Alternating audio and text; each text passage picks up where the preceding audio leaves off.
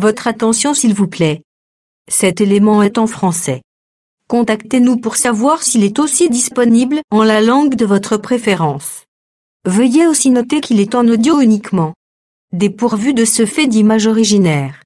À présent, nous vous convions à suivre, depuis christequality.com et evangileeternel.com, la rubrique Bible mot à mot, ou l'explication prophétique de toute la Bible, livre par livre, chapitre par chapitre, verset par verset, mot à mot.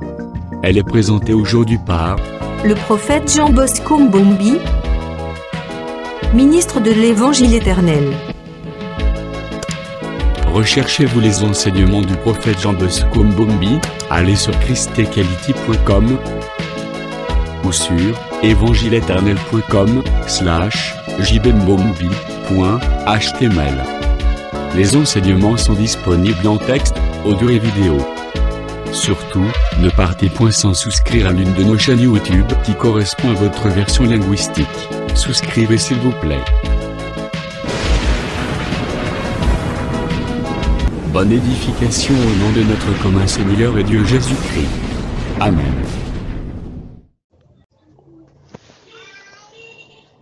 Bonsoir, bonjour à tous selon l'heure à laquelle vous vous disposez pour suivre notre enseignement. Que le Seigneur Jésus-Christ vous bénisse. Nous sommes dans notre étude de la Bible mot à mot et nous sommes toujours là dans les livres d'Apocalypse. Après avoir épuisé Apocalypse 7, nous voici maintenant pour expliquer l'Apocalypse chapitre 8. Nous prenons les premiers versets et nous ferons la lecture jusqu'au 5e verset. Quand il ouvrit le 7e sceau, il y eut dans le ciel un silence d'environ une demi-heure. Et je vis les 7 anges qui se tiennent devant Dieu, et 7 trompettes leur firent donner. Et un autre ange vint, et il s'éteint sur l'autel, ayant un encensoir d'or. On lui donna beaucoup de parfums, afin qu'il les offrit avec les prières de tous les saints. Sur l'autel d'or qui est devant le trône, la fumée des parfums monta avec la prière des saints de la main de l'ange devant Dieu. Et l'ange prit l'encensoir et remplit de feu de l'autel et les jeta sur la terre. Il y eut des voix, des tonnerres, des éclairs et un tremblement de terre. Nous ajoutons la parole. Apocalypse chapitre 4.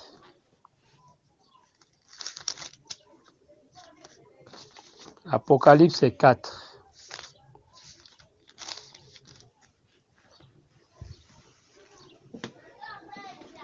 Nous prenons les versets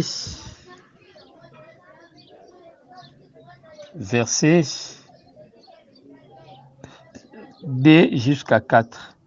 Aussitôt je fus ravi en esprit, et voici il y avait un trône dans les ciels, et sur ce trône quelqu'un était assis. Celui qui était assis avait l'aspect d'une pierre de jaspe et de sardoine, et le trône était couvert d'un arc-en-ciel semblable à des mélérodes. Autour du trône il y avait 24 trônes, et sur ces trônes 24 vieillards assis, revêtus de vêtements blancs, et sur leurs têtes des couronnes d'or. 5. Du trône sortaient des éclairs, des voix et des tonnerres. Devant le trône brille cette lampe ardente qui sont les 7 esprits de Dieu. C'est le verset 5 qui nous intéresse. Les 7 lampes ardentes sont les 7 esprits. Matthieu 24, 36. Matthieu 24, 36.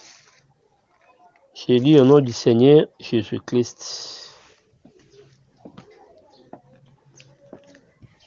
Pour ce qui est du jour et de l'heure, personne n'est laissé, ni les anges du ciel, ni les fils, mais les pères seuls. Voilà. Lorsque nous touchons Apocalypse 8, nous voyons qu'il est question de l'ouverture du 7e sceau. L'ouverture du 7e sceau, c'est un sujet intéressant qui fait couler beaucoup d'encre et de salive. L'ouverture du 7e sceau pose des problèmes dans les positionnements. Mais par la grâce de Dieu, nous allons nous donner la peine par notre démarche positionner le 7e sceau.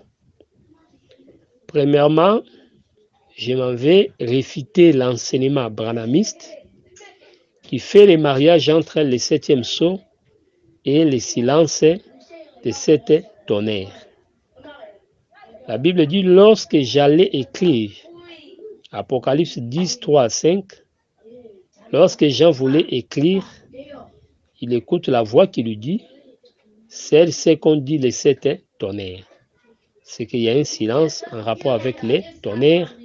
C'est ce silence qu'on fait les mariages ici. Voyez. Donc là, on dit il y a un silence. C'est ce silence-là qu'on explique comme étant la descente de l'ange. Le silence signifie la descente de l'ange. Le ciel était dans l'étonnement, il y a eu silence, puisque tout le monde ne comprenait pas ce qui devait se passer. Voyez, ça c'est la confession branhamiste que je réfute, que je refuse, que je vais réfuter, mais que je refuse d'avance. Lorsqu'il est question du 7e sceau, la manière dont Apocalypse 8, 1 à 5 explique les choses, nous comprenons qu'il y a là un changement de temps. Le silence met fin à un temps et débute un autre temps. C'est pourquoi nous faisons le parallélisme ou la corrélation entre l'ouverture du 7e sceau, le silence, et Matthieu 24, 36. C'est ce qui nous pousse à dire que l'ouverture du 7e sceau, c'est l'enlèvement de l'Église. Le 7e sceau, ce n'est pas le silence, mais le 7e sceau commence par le silence. J'insiste sur cet aspect. Le 7e sceau, ce n'est pas le silence, mais le 7e sceau commence par le silence. Ce silence qui débute le 7e sceau, c'est ça que nous appelons l'enlèvement de l'Église. Voilà pourquoi le Christ dira, Jésus pouvait dire que personne ne connaît. C'est-à-dire, le jour-là que le Seigneur reviendra pour prendre l'épouse, personne ne connaît. C'est que là, nous disons, il y a ainsi un silence. Donc, Apocalypse 7 vient compléter cette pensée. Lorsqu'on ouvre le 7e sceau, on voit ce silence-là. Donc voilà ce que nous devons comprendre. Alors, nous disons que le 7e sceau, ce n'est pas le silence, mais commence par le silence. Et le 7e sceau marque la suite des temps. La suite des temps. Alors là, j'aimerais d'abord toucher la pensée sur les temps. Donc, il faut d'abord retenir que lorsque nous parlons sur les temps, nous voyons la suite du temps de deux façons. Première façon, les temps, c'est la loi. Les temps commencent avec la dispensation mosaïque et la suite du temps est synonyme du temps de la grâce. La suite du temps est synonyme du temps dernier. Vous voyez? Or, dans ces contextes-là, la suite du temps représente simplement le temps de la grâce. Prenons d'abord la pensée d'Ésaïe chapitre 2, puisque c'est une prophétie qui concernait la suite du temps. Ça va nous aider à bien positionner ce que nous sommes en train de dire. Je prends l'écriture avec moi. Prophétie d'Ésaïe fils d'Amoz sur Juda et Jérusalem. Il arrivera dans la suite des temps que la montagne de la maison de l'Éternel sera fondée sur les sommets des montagnes. Voyez, qu'elle s'élèvera par-dessus les collines et que toutes les nations y afflueront. Voyez, c'est Ésaïe 2, 1 à 2. Voyez, Ésaïe chapitre 2, 1 à 2 explique clairement que dans la suite du temps, la montagne de la maison de l'Éternel. Or, quand on dit sur la montagne, premièrement, la montagne, nous disons que ça prend plusieurs connotations. La montagne parle d'une personne. Par exemple, lorsqu'on dit « Qui es-tu, grande montagne devant Zorobabel ?» Le roi Darius qui arrêta la construction du temple était une montagne. Les hommes réunis pour combattre la construction du temple, c'est là qui influencèrent les Tobija, pas les Tobija, tous les anciens qui avaient influencé l'arrêt des travaux, constituent aussi la montagne. Vous comprenez? Donc la montagne représente aussi un homme élevé. Vous voyez? Donc, c'est pourquoi lorsqu'on dit la montagne de la maison de l'Éternel, nous voyons par la montagne un prophète. Vous voyez, un prophète. Dieu comme un prophète était symbolisé par le Sinaï. C'est pourquoi il recevait les peuples qui venaient. Alors, les gens venaient monter, aller à la montagne. Vous voyez, c'est de même dans la suite des temps, les gens venaient vers les prophètes. Moïse était là, le peuple venait. C'est-à-dire, il était une montagne qui recevait. Puisqu'ils étaient allés à Sinaï, selon Exode 19, pour écouter les oracles de l'Éternel. Or, quand ils sont allés là-bas, c'est-à-dire la montagne était un lien d'enseignement. Vous voyez? Donc, quand on voit la montagne, on voit un lien d'enseignement, on voit un enseignant. Vous voyez? Donc, c'est ce que nous devons comprendre. Par là, nous disons que la montagne, premièrement, représente un homme. Et si nous extrapolons, nous disons, cet homme, c'est la personne de Jésus. Donc, la montagne de la maison de l'Éternel, qui sera au-dessus de toutes les montagnes, c'est un prédicateur Jésus qui devait s'élever. C'est pourquoi Jean-Baptiste pouvait dire que moi, je diminue et que lui croisse. Vous voyez, la prophétie disait que cette montagne s'élèvera au-dessus de toutes les montagnes. Vous voyez, il fallait que la montagne, les pharisiens, les sadducéens comme des montagnes, soient abaissés. C'est ce que nous voyons dans la première venue, c'est-à-dire la prophétie concernant la suite des temps que nous appelons le temps de la grâce. C'est pourquoi Christ étant venu annoncer la grâce, il accomplissait Ésaïe 2. Vous voyez, il était là, une montagne élevée. Vous voyez déjà à l'âge de 12 ans comment il a confondu les anciens dans les temples. Vous voyez, donc il était le prédicateur. Vous voyez, qui a réduit tout le monde en silence. C'est pourquoi la Bible dit, l'Éternel est dans son sanctuaire, que toute la terre fasse silence. Donc ce silence-là était l'expression, en quelque sorte, de son autorité, de sa doctrine, qui s'était imposée pour effacer toutes les montagnes. Donc les pharisiens, les sadducéens devaient s'effacer. Vous voyez, c'est comme lorsque Jésus dormait, c'était le temps de la loi, c'est la barque. Vous voyez, il y avait des bruits. Nous disons que les eaux là aussi représentaient des prédicateurs qui troublaient les peuples. Mais quand Jésus s'éleva de son sommeil, lorsqu'il s'était mis debout, il était là une montagne qui avait effacé toutes les vagues qui s'élevaient comme des montagnes. Ils étaient réduits. Vous voyez, les vagues là, il faut voir ça, des prédicateurs qui s'élevaient pour troubler les peuples. Mais lorsqu'il dit à la mer de se taire, la mer qui est le sacerdoce lévitique n'a plus produit des prédicateurs. Voilà la compréhension.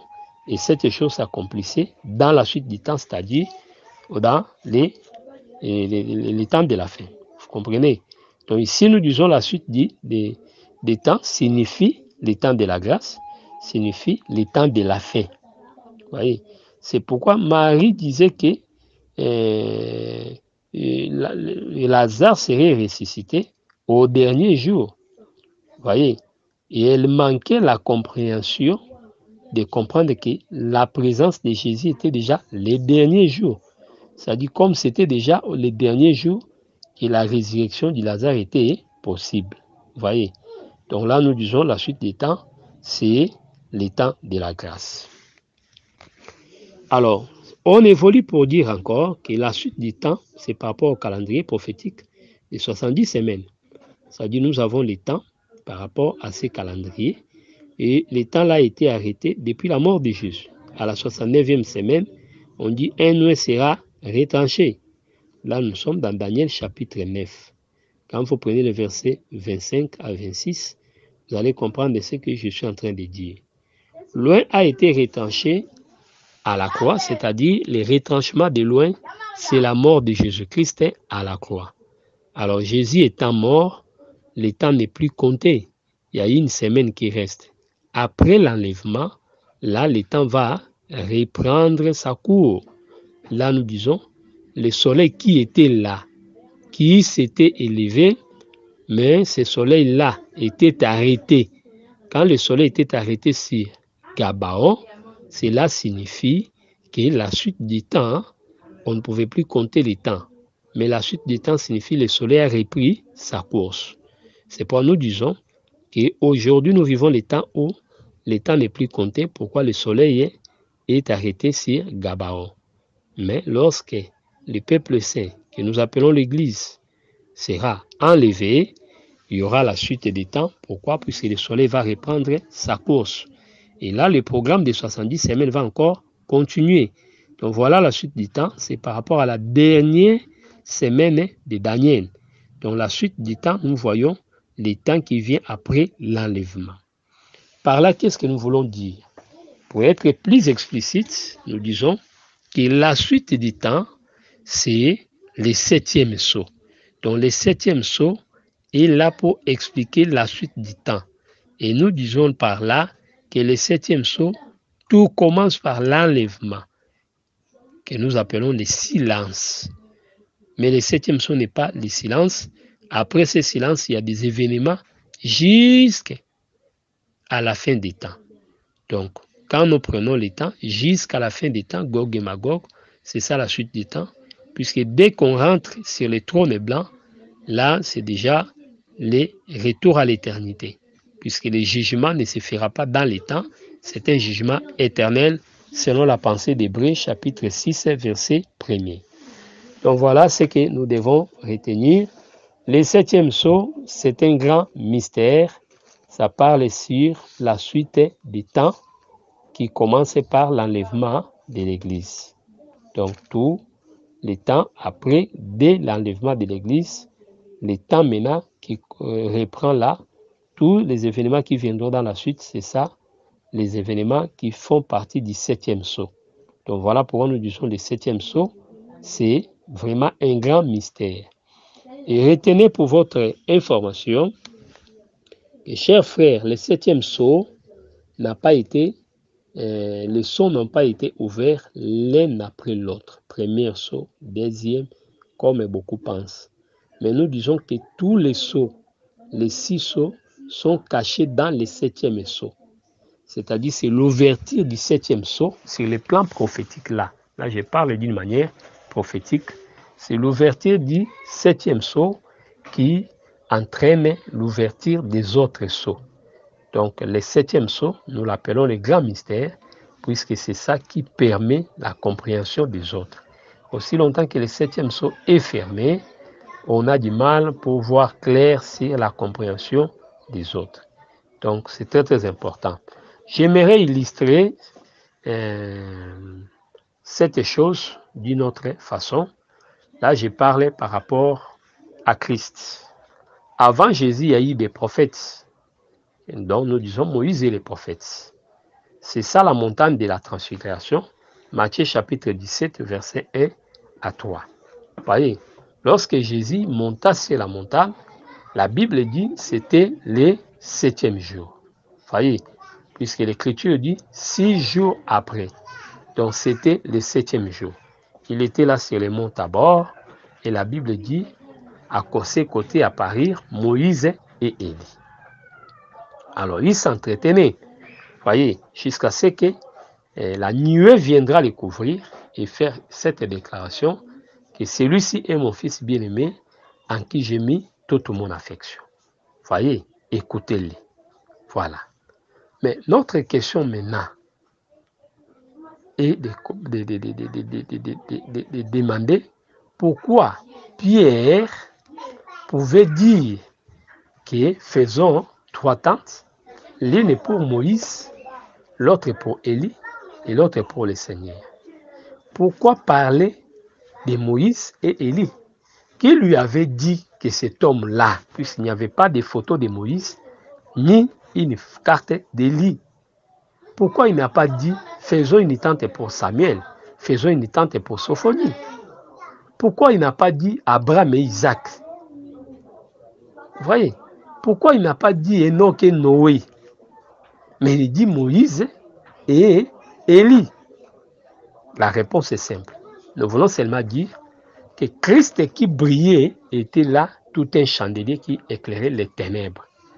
Donc il éclairait Moïse, la loi, il éclairait en même temps les prophètes que nous appelons Élie. Vous voyez, pour comprendre cela, il faut rentrer dans 1 Samuel 25, où Saoul était allé, 28, consulter la magicienne d'Endor. Dans 1 Samuel 28, remarquez que Saoul était voilé, déguisé. Ce déguisement-là, c'est ça la loi qui était cachée. Vous voyez? Mais cette femme ignorait cet homme.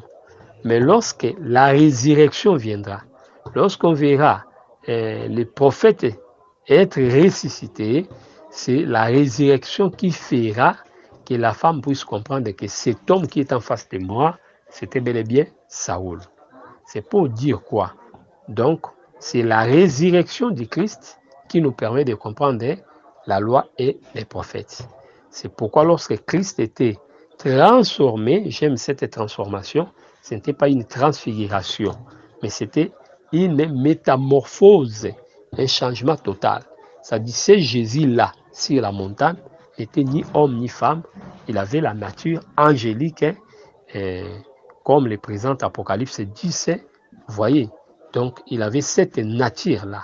Donc, il était apparu dans sa gloire. Vous voyez, c'est pour nous disons aussi que Matthieu 17, là, c'est aussi une prophétie qui explique le règne du Fils dans les milléniums. Donc, c'est comme ça.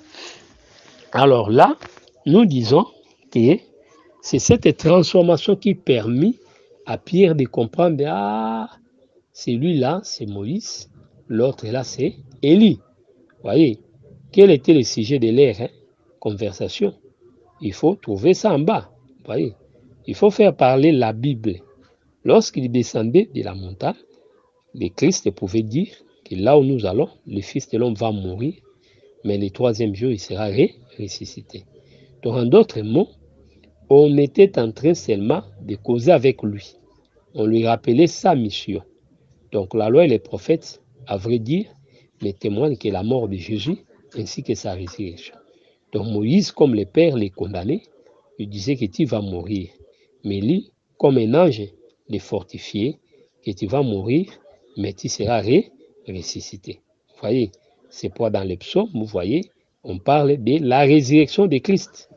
Lorsqu'il est dit dans Psaume 16 et 10, et tu ne laisseras pas ton sein voir la corruption. Voyez? Donc là, nous comprenons que la résurrection avait fait quoi? Avait éclairé la loi. Donc la transformation de Jésus, c'est le 7e jour qui permet que nous puissions comprendre les autres jours. Voyez, c'est Jésus le dernier prophète qui nous permet de comprendre tous les prophètes. C'est comme ça que nous disons que Christ est caché en lui tous les prophètes. Donc là, nous disons aussi que dans les 7e sceaux, ils sont cachés les autres sceaux. Donc le 7e sceau englobe la pensée sur tous les autres sceaux. Donc voilà ce que nous devons comprendre. Alors écoutez ce que dit la parole de Dieu. Quand il ouvrit le 7e sceau, il y eut un silence dans le ciel d'environ une demi-heure. Le silence n'est pas sur la terre, mais au ciel. Voyez, c'est ce silence-là que nous disons, ça correspond à l'enlèvement de l'Église. En ce moment-là, nous disons que Christ, comme souverain sacrificateur, arrête le travail. Vous comprenez? Il était là assis. Je prends l'écriture avec moi. Comme intercesseur, il était assis pour intercéder. Hébreux chapitre 8, verset 2. Nous prenons même verset 1 à 2. Le point capital de ce qui vient d'être dit, c'est que nous avons un tel souverain sacrificateur qui s'est assis à la droite du trône de la majesté divine dans les cieux, comme ministre du sanctuaire et du véritable tabernacle qui a été dressé par le Seigneur et non par un homme. Vous voyez, on présente un souverain sacrificateur qui s'est assis. Mais remarquez ici ce que dit l'Écriture. Là, je confirme directement que l'ange dont il est question ici, c'est un ange intercesseur dont il est question de Christ comme souverain sacrificateur. Vous voyez, là, nous allons expliquer, on dit l'ange qui se tenait debout. Vous voyez là, il termine l'intercession, il vient maintenant terminer cette intercession en offrant la prière. Donc là, dans la position debout, il clôturait le service pour commencer un autre service. Vous voyez, il était venu pour terminer les problèmes de l'intercession et jeter les faits, donc débiter les jugements. C'est pourquoi il est dans la position debout. Les 30 minutes dont il est question fait couler aussi beaucoup d'encre et de salive. Mais nous expliquons ces 30 minutes comme étant la période des 3 ans du ministère des 2 témoins. Puisque lorsque nous lisons Apocalypse chapitre 11, Apocalypse chapitre 11, je prends le verset 3. Je donnerai à mes 2 témoins le pouvoir de prophétiser, d'être vêtus de sacs pendant 1260 jours. Quand on prend 1260 jours et que nous divisons ces jours-là, 1260 jours, on convertit ça en mois, puis en année. Nous savons que les jours par rapport à l'année, c'est 30 jours. 30 jours nous donnent un mois. C'est comme ça. Alors quand on fait les calculs, on divise 1200 divisé par 30, vous allez voir, ça va nous donner 3 ans et demi. Donc c'est ce que nous devons retenir, que c'est 3 ans et demi le nombre des années qui vont ressortir là-bas. Donc c'est 3 ans et demi. Alors 3 ans et demi, quand il faut positionner ça, nous avons 3 ans et puis nous avons les demi comme les 6 mois. Donc 1260 jours nous donnent 3 ans et 6 mois. Maintenant les 3 ans qui débutent la première moitié de 70 semaines, puisque la dernière semaine de Daniel, telle que décrit dans Daniel chapitre 9, 26 à 27, nous allons voir que la bête va faire des alliances avec beaucoup de peuples pendant une semaine. Une semaine là, c'est 7 ans. en raison d'un jour équivaut à 1 an. Ézéchiel chapitre 4, versets 4 à 6. Donc là, nous disons que ce sont des semaines d'années.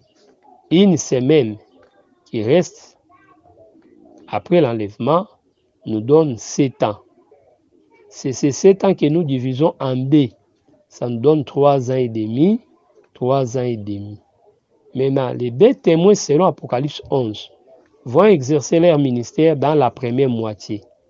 Donc, la première moitié ou la première partie de la dernière semaine de Daniel.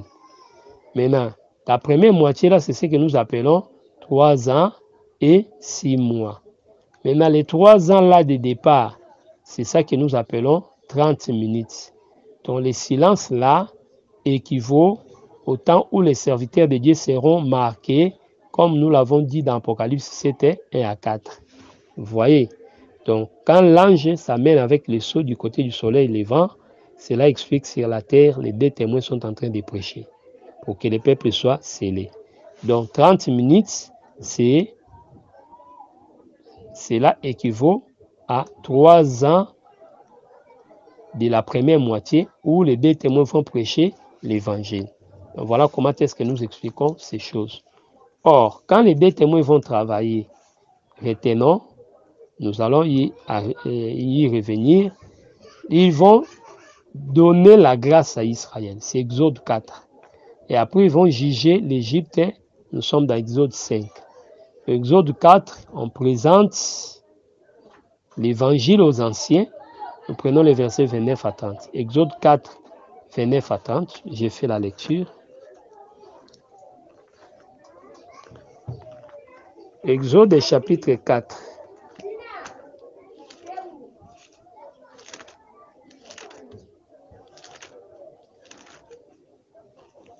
Exode 4.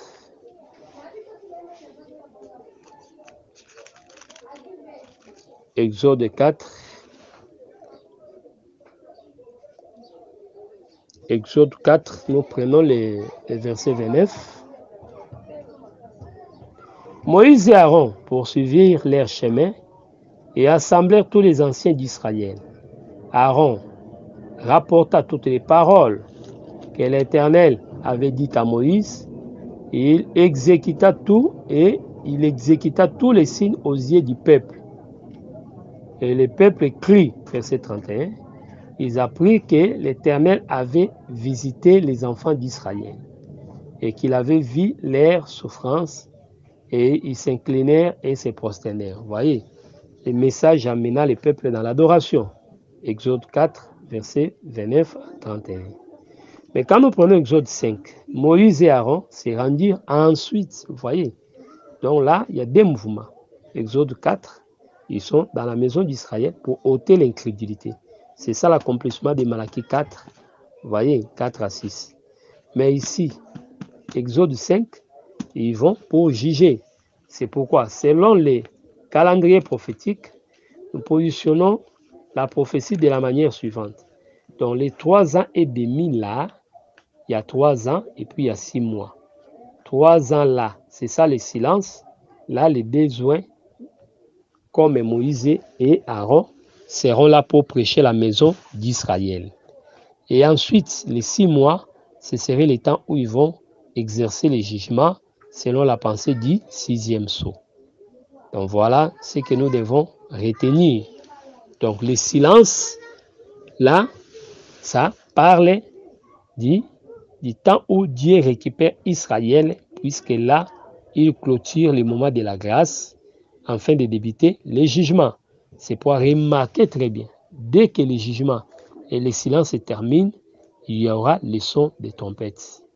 Là, je suis dans Apocalypse 8, 5, 6 plutôt, et tous les 7 anges qui avaient les 7 trompettes se préparèrent à sonner. Vous voyez, ils vont sonner quand? Après le silence. C'est qu'en d'autres mots, nous disons, il y a le temps de l'église, il y a le silence, c'est-à-dire l'enlèvement de l'église, et puis il y a reprise des bruits.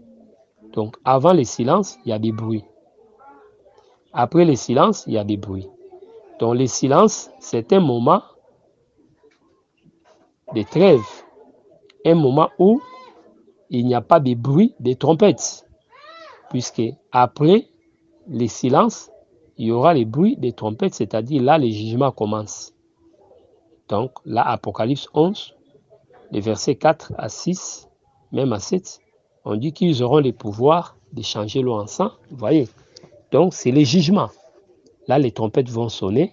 C'est les jours de l'Éternel qui commencent. Mais avant aussi, nous parlons des trompettes. Qu'est-ce que nous appelons trompettes? Les 7 messages. Puisque la voix de Dieu, selon Apocalypse 4, 1, nous est présentée comme étant le son de la trompette. Or, les 7 messages-là, c'est que dit l'Esprit. Quand l'Esprit parle, il y a une voix. C'est-à-dire les 7 lettres représentent aussi cette trompette de la grâce. Donc, la pensée du nombre 10 et à 7, dans cette pensée, nous comprenons que Moïse parlait des trompettes sans éclat pour les jours, pour les convocations, et trompettes avec éclat pour les fêtes et la guerre. Vous voyez? Donc, les trompettes que nous considérons les 7 lettres de l'Église avant l'enlèvement, ce sont les trompettes, c'est les messages de la grâce. Mais les trompettes que nous voyons là, les 7 trompettes, ce sont les trompettes de jugement. Donc, les trompettes avec éclat. Avant les silences, trompettes sans éclat. Après les silences, trompettes avec éclat. Mais entre les deux groupes de trompettes, nous avons les temps de silence que nous appelons la visitation d'Israël sur la terre. Donc voilà ce que nous devons comprendre. Donc c'est dans ces silences-là que l'ange va présenter les parfums. Vous comprenez? Or, remarquez très bien que la Bible dit dans le verset 2, « Et j'ai vu les 7 anges qui se tiennent devant Dieu. » Ah, les 7 anges qui se tiennent. Pour comprendre les 7 anges, nous rentrons dans les livres aussi d'Apocalypse 2, Apocalypse 3, où nous voyons les anges pour les 7 églises. Là, ils ont apporté les jugements comme un message. Vous voyez? Et nous savons que sur la terre, ces anges-là représentent les ministres de Dieu comme des conducteurs des églises. Vous comprenez? Donc les anciens qui dirigent l'église, ils sont incarnés dans cet ange-là. Un ange-là est écrit à l'ange, un ange-là est un ange multitude. Donc en lui, il y a plusieurs hommes de Dieu. Donc si vous êtes ministre, la lettre est adressée à vous pour que vous amenez les messages à l'église. Vous comprenez? Mais dans le sommet, cet ange-là représente le Seigneur lui-même, puisque c'est lui le messager de l'Alliance. Donc les 7 qui se tiennent. Or, en considérant les trônes, nous voyons il y a 7 lampes. Donc les 7 lampes-là sont aussi 7 anges qu'on a interprétés comme étant les 7 esprits de Dieu. C'est là où nous disons que les 7 anges qui vont apporter les jugements ne sont que l'expression de l'ange de l'Éternel qui va juger la terre. Mais pourquoi le chiffre 7? C'est puisqu'il agira dans la perfection et dans la plénitude. Vous voyez, ce serait un jugement complet sans complaisance. Donc voilà ce que nous devons retenir. Autre chose, l'Écriture déclare, là-bas, devant Dieu, ils ont reçu les 7 trompettes. Vous voyez, mais ils ne peuvent pas sonner. Ça, il faut aller dans le livre d'Ézéchiel 9 pour comprendre que ceux qui avaient reçu l'ordre de juger étaient là. Mais ils ne pouvaient pas juger directement. Il faut qu'il y ait le silence. Et on leur a donné, mais il y a le silence. Puisque dans Ézéchiel 9, quand vous lisez verset 1, vous descendez même à 4 là-bas, la Bible dit que les gens ont reçu les instruments, les 6 hommes pour détruire, mais on dira à l'autre ange là de pouvoir marquer les serviteurs de Dieu. Vous voyez? Donc c'est le temps de silence. Donc nous disons le silence, c'est le temps où le Seigneur termine la rédemption avec la maison d'Israël pour que les jugements commencent. Verset 3, Apocalypse 8 et 3, il est dit, « Et un autre ange vint et il s'éteint sur l'autel. Il y a les 6, il y a l'homme qui avait l'écritoire. Voyez, vêtu de blanc avec l'écritoire. Lisons ça pour faire cette différence-là. Ézéchiel chapitre 9.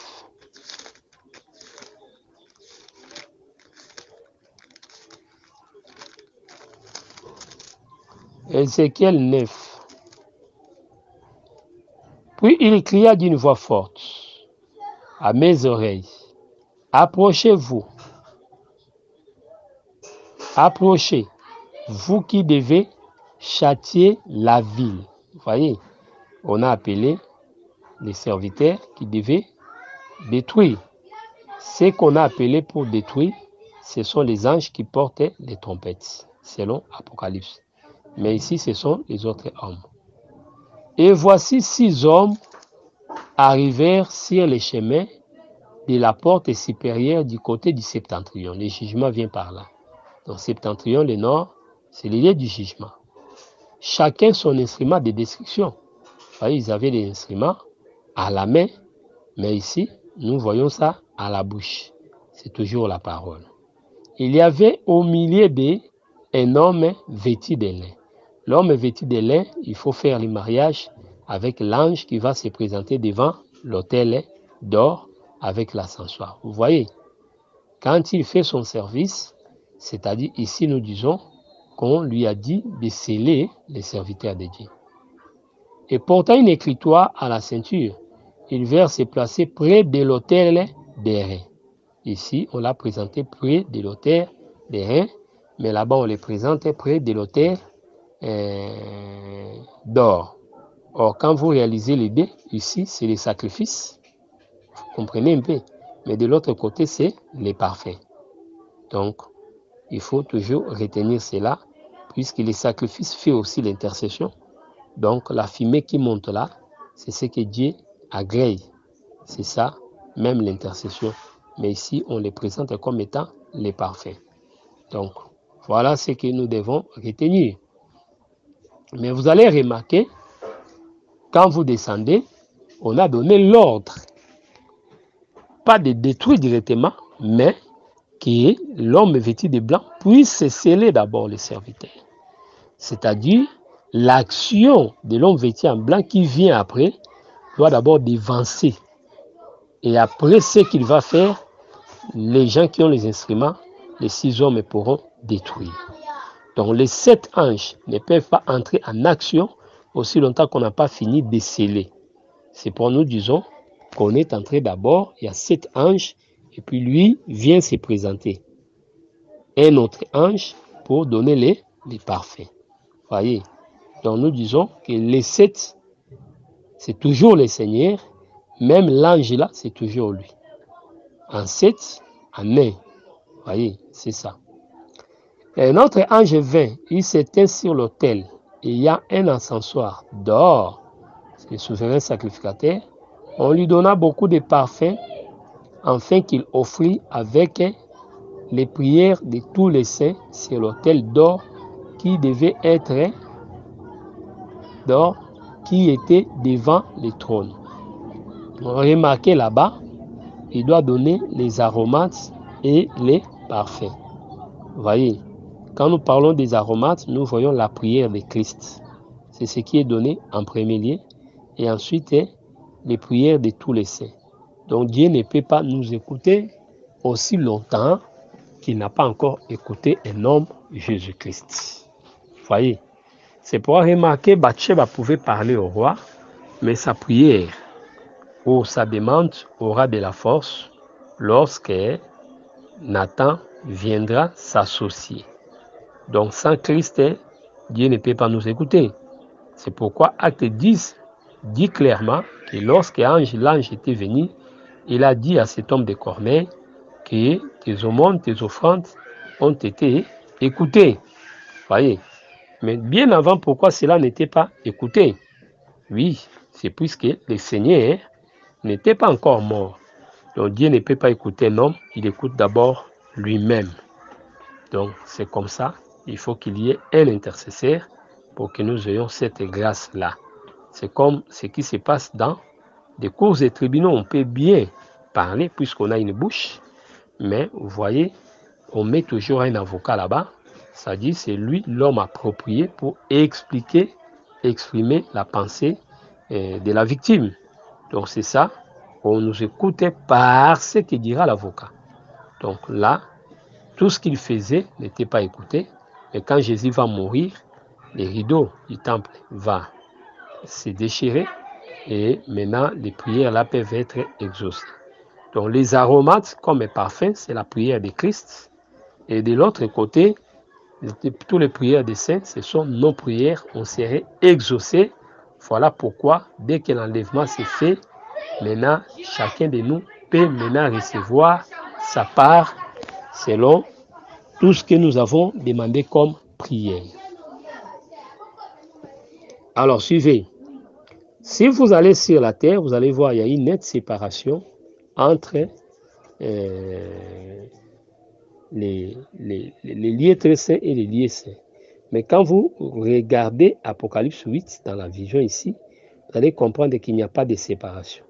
Donc s'il y avait séparation, cela était seulement sur la terre.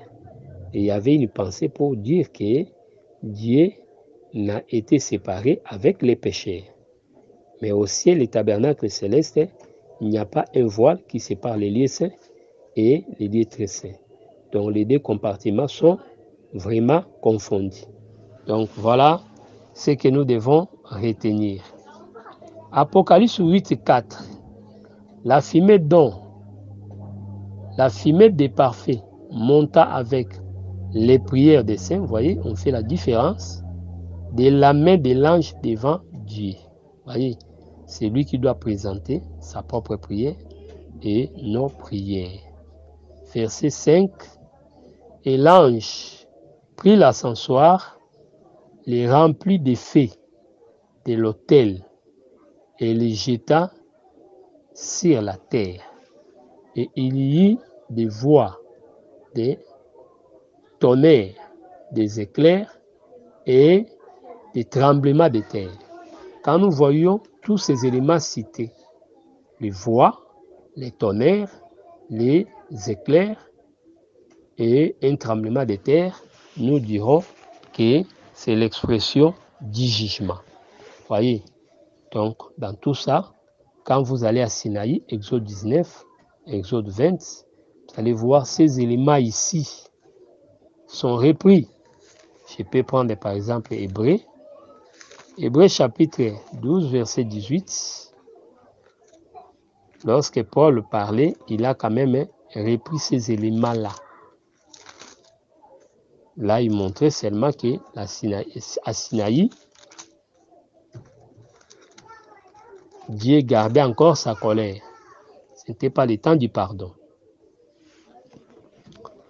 Et Hébreux chapitre 12, verset 18. Vous ne vous êtes pas approchés d'une montagne qu'on pouvait toucher et qui était embrasée par les feux, ni de la nuée, des ténèbres et de la tempête, ni du retentissement des trompettes, ni des bruits de paroles, la son de voix, tels que ceux qui l'entendirent demeurèrent, demandèrent qu'il ne leur fît adresser aucune de plus. Voyez, donc quand vous voyez, vous allez comprendre que c'était une montagne où il y avait des tremblements, toutes ces choses-là, telles que décrites. Donc en bref, nous voulons dire que ces choses parlaient sur les jugements. Donc lorsqu'on termine, on va jeter ça. C'est là où nous disons qu'aujourd'hui, l'Écriture nous dit de pardonner nos ennemis. Quand nous donnons à manger à nos ennemis, quand nous pardonnons à nos ennemis, cela constitue un jugement sur eux. Voyez, c'est ce que dit la parole de Dieu. J'aimerais lire la pensée là dans Romains chapitre 12. Nous prenons les versets 19 à 20. Ne vous vengez point, vous-même, bien-aimés, mais laissez agir la colère, car Il est écrit à moi la vengeance, à moi la rétribution, dit le Seigneur. Mais si ton ennemi a faim, donnez-lui à manger. S'il a soif, donnez-lui à boire. Car en agissant ainsi, ce sont des charbons ardentes que tu amasses sur sa tête. Vous voyez? Donc voilà l'exhortation. Nous devons comprendre que apparemment c'est comme si les méchants prospèrent. C'est comme si tout ce qu'ils font comme mal, il n'y a pas de conséquences pour ça. Mais la Bible dit à moi la vengeance. Et nous parlons de cette trompette. Voyez? Donc un jugement qui est complet. Voyez? Un jugement qui ne manque rien, sans défaut. On ne va pas critiquer ça. Il fallait, non. C'est pourquoi, lorsque ce son des trompettes vont sonner, il y aura des grincements des dents. Voyez, c'est la guerre sur la terre. Ce serait la guerre. C'est ça le jour de l'Éternel. Mais les fortes trompettes, c'est pour aussi la fête. Donc au ciel, ce serait la guerre pour les habitants de la terre. Mais au ciel, ce serait la fête. Vous comprenez? Donc cette fête-là, c'est notre joie, puisque le Seigneur nous a vengés. Donc voilà ce que nous devons retenir dans cette pensée, Apocalypse chapitre 8, versets 1 à 5. Donc là, nous disons que le 7e sceau, c'est le grand mystère. Et il cache tous les autres sceaux dans la pensée prophétique. Et c'est l'ouverture du 7e sceau qui nous permet d'avoir accès sur les autres sceaux et sur la suite du temps. Seulement, le 7e sceau, sa ouverture n'est pas le silence, mais sa ouverture commence par le silence. C'est ce silence-là qui sauvera Israël, après quoi Dieu pourra juger la terre. Souvenez-vous au temps de Noé, lorsque Noé construisait, il y avait des bruits. Mais lorsque Noé a terminé de construire, il était entré. Mais Dieu n'a pas jugé directement la terre. Il y avait une trêve, un temps mort de 7 jours. Vous comprenez? Donc là, dans l'ombre, nous disons que cela constituait le silence. Et après ce silence-là, il y aura la pluie qui va tomber. Donc lorsqu'on travaillait l'arche, il y avait des bruits. Il y aura silence, le travail est terminé. C'est le silence. Là, Noé entre dans l'arche. Mais au lieu de voir la pluie venir directement, Dieu va d'abord imposer le silence. Ce silence va perdurer pour 7 jours. Voyez? Et après, maintenant, la pluie va s'abattre. Donc là, nous disons que le silence décrit ici, ça montre seulement le temps où le Seigneur va sauver Israël. Et après cela, la guerre, en quelque sorte, le jour de l'Éternel, peut commencer. Donc le silence, ce n'est pas les 2 temps-là. C'est là où nous parlons de la patience de Dieu. Et l'apôtre Pierre ajoute encore les problèmes qui concernent la patience qui se prolonge. La patience de Dieu, la patience qui se prolonge. Et on parle de patience de Dieu, c'est le temps où nous vivons. Mais Dieu prolonge sa patience pour la maison d'Israël. Puisque c'est Israël qui était le figuier qu'on voulait couper, mais on a intercédé pour lui. C'est-à-dire, cette chance-là, c'est ça, la prolongation de la patience de Dieu. Vous voyez, la patience est prolongée. Donc c'est comme quelqu'un qui attendait quelqu'un jusqu'à 12 heures, mais 12 heures, il trouve que non, je serai patient jusqu'à 12 heures. Mais il ne voit pas quelqu'un venir, il ajoute les 30 minutes. Donc les 30 minutes de surplus-là, c'est le prolongement de la patience. Donc voilà comment est-ce qu'il faut comprendre les choses. Donc c'est ce silence qui sépare les 2 temps pour que les jugements commencent. Premier temps, le temps de l'Église, où nous écoutons les 7 trompettes, c'est-à-dire les messages adressés aux 7 églises. Il y aura le silence avec l'enlèvement et après, les jugements peuvent s'abattre sur les habitants de la terre. Donc voilà ce que nous devons retenir à propos. Que le Seigneur Jésus-Christ vous bénisse. C'était là votre frère, le prophète Jean Bosco Mbombi. Le prophète Jean Bosco Mbombi de l'église des Saints de Massina 3, Kinshasa, RDC. retenons que notre site, c'est évangile-éternel.com. Abonnez-vous massivement pour nous suivre régulièrement.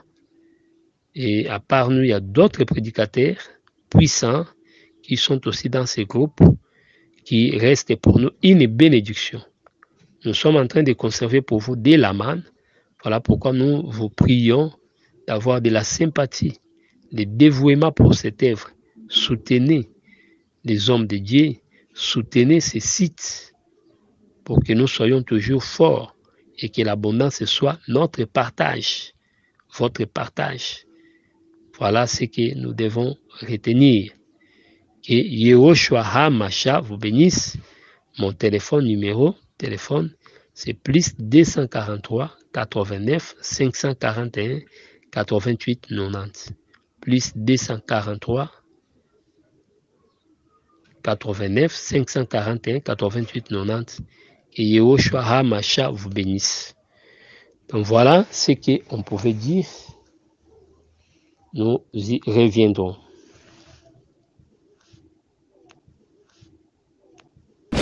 Merci d'avoir suivi ce message et que Jésus-Christ vous bénisse.